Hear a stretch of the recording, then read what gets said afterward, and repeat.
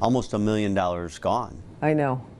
And then I had to tell my kids because they had no idea I had that kind of money. Rob, a West Suburban woman is talking to the I-Team about how she sent almost $1 million to a scammer. And she's not alone. The FBI estimates the scam known as pig butchering cost Americans nearly $4 billion last year alone. The term pig butchering is not metaphorical.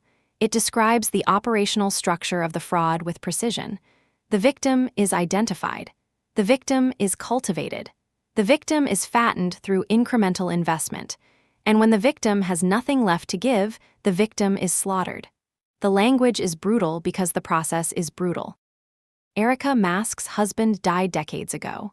The exact number of years is not specified, but the duration matters less than what it represents. Decades of widowhood. Decades of managing finances alone. Decades during which the investments she accumulated represented not just money but evidence of her competence, her discipline, her ability to secure her own future without a partner. When she met a man online, she was not seeking financial advice. She was seeking connection. The man told her he loved her. This declaration, arriving from a stranger through a screen, might appear obviously suspicious in retrospect. But loneliness does not operate in retrospect. It operates in the present, in the daily absence of companionship, in the silence that accumulates across years. The scammer claimed to work on an oil rig. This is among the most frequently deployed cover stories in romance fraud. The oil rig explains unavailability for video calls. It explains why meetings cannot occur. It explains the sudden emergencies that require immediate financial assistance. Something broke down. The request arrived framed as crisis, as the kind of problem that partners help each other solve. $20,000. Erica hesitated. She said she needed to pray about it. This pause is significant. It represents the functioning of skepticism, the internal mechanism that registers that something is unusual, that the request exceeds normal parameters. But the pause did not prevent the transfer. It delayed it. And when the second request came, $35,000 moved without the same hesitation. This is how incremental extraction operates. Each transaction normalizes the next. Each compliance creates precedent. The first transfer is the hardest. Every subsequent transfer becomes easier because the pattern has already been established. All that money was socked away in investments, and now Erica Damask is in financial ruin. In fact, she was forced to sell her Lombard home and everything in it. This is my garage sale. It's really hard because a lot of the stuff, there's glasses here that belong to my husband and I have to sell them. Her husband passed away decades ago, and recently Damask met a man online. He said he loved me. But the FBI says that tactic is just part of the fattening up, or pig butchering. Fraudsters are going to fatten up the victims by enticing the victims to put more money into an investment. And then they're going to slaughter them by walking away and stealing their money. He's working on an oil rig and something broke down. Can I send him $20,000? And I said, whoa. I said, you know what, I need to pray about this. The second time I sent $35,000. Over time, that money sent reached nearly $1 million. Damask says the scammer told her she would get double her money back in his investments. Instead, she now owes money back to her bank, cash which she took from her home equity loan. Plus, she must pay taxes on her investment withdrawals. The transaction amounts are staggering. $100,000. $300,000, $50,000. These were not small transfers that might escape notice. These were transfers that represented, in single transactions, more money than many Americans earn in years, and they were processed without intervention. Fifth Third Bank's position is that procedures were followed. Questions were asked. Answers were provided. The answers did not raise concern. This formulation places the burden of fraud detection on the victim's responses rather than on the pattern of behavior that should have been visible to any monitoring system. A customer withdrawing hundreds of thousands of dollars in rapid succession. A customer liquidating investment accounts. A customer accessing home equity loans to fund wire transfers to unfamiliar recipients. A customer who, based on her account history, had never previously engaged in this type of transaction activity. These are patterns. They are detectable. The technology to identify them exists. The regulatory frameworks that require attention to them exist. And yet the transfers processed.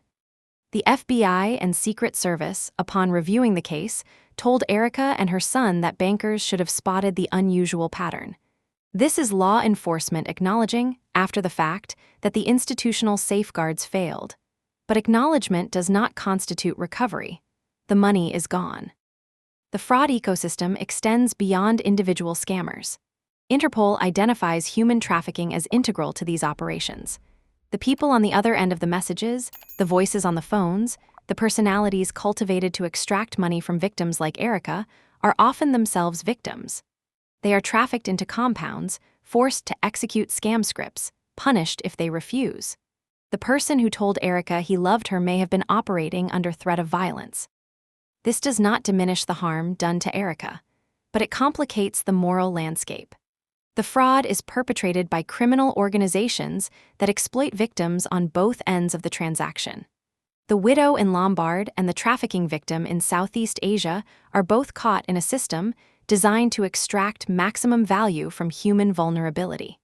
She was sending 100,000, 300,000, 50,000 at a time, and it was never brought up and stopped and checked. She and her son say the money was sent via cashier's checks or wire transfers through Fifth Third Bank. They say when they filed reports with the FBI and the Secret Service, agents told them that bankers should have spotted unusual patterns. They never questioned, why are you closing this whole account? But in this letter to Damask, Fifth Third said it asks a series of questions that the customer must answer before a wire transfer is sent, and that her answers provided did not raise concern for potential fraud. Fifth Third told the I-Team that the bank meets applicable red flags provisions of the Fair and Accurate Credit Transactions Act. The FBI recovered nothing for Erica Mask. The hundreds of millions of dollars the recovery asset team has returned to fraud victims did not include her losses. The money moved too quickly, converted too efficiently, distributed across networks designed to resist exactly the kind of tracing that might have made recovery possible. What remains is a garage sale, glasses that belonged to her husband sold to strangers, furniture accumulated across a lifetime priced for liquidation. A chalkboard in the garage where her grandson, now 10 years old, once wrote something. He is the only one who ever used it. That writing, whatever it said, represents a moment she cannot sell but also cannot keep.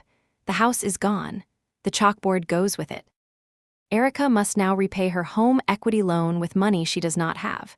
She must pay taxes on the investment withdrawals that funded the scam because the IRS does not distinguish between money spent and money stolen. The financial ruin is complete, but she identifies something that hurts more than the money. The memories.